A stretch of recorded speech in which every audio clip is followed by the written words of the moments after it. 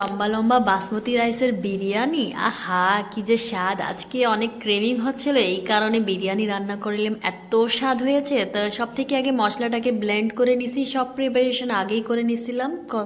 দিয়ে দিলাম তেল, পেঁয়াজ বেরেস্তা করে নিচ্ছি, তারপরে আবার একটু তেল দিয়ে দিয়ে দিলাম গরম মশলা, আস্ত গরম মশলা দিয়ে তারপরে দিলাম পেঁয়াজ ঠিক মতো।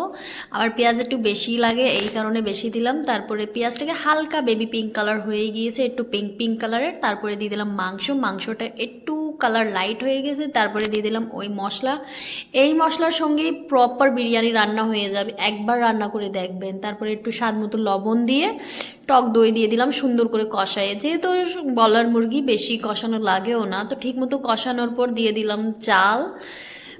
টক দই দেওয়ার প্রায় 15 মিনিট পর আমি চালটা দিলাম, তারপর সুন্দর করে কষাইয়ে আমি পানি সিদ্ধ করে নিয়েছিলাম, ওই পানিটাই, সিদ্ধ করা পানি দিবেন, বেশি স্বাদ হবে। আর কোন কোন টাইপের বিরিয়ানি লাগবে আমাকে কমেন্ট করে জানাবেন। হায়দ্রাবাদি বিরিয়ানি, তারপর দম আলু বিরিয়ানি, তারপর আছে অনেক টাইপের বিরিয়ানি রান্না করতে পারি, আমার বিরিয়ানি অনেক পছন্দ। তারপরে কালার দিয়ে দিছি, একটু কেবড়া এসেন্স দিয়ে দিছি, পেঁয়াজ দিয়ে ডেকোরেট করে সুন্দর করে। এক ভাত আর এক ভাতের সঙ্গে লাগতেছে না, কত সুন্দর করে রান্না হয়েছে। একবার আমাকে কমেন্ট করে জানান আপনারা কোন বিরিয়ানি লাগবে, আমি সেই বিরিয়ানি আপনারা রান্না করে দেখায় দেবো। এত স্বাদের বিরিয়ানি রান্না করতে পারি আমি, বিরিয়ানি ছাড়া আর কিছু রান্না করতে পারি না আমি। বিরিয়ানি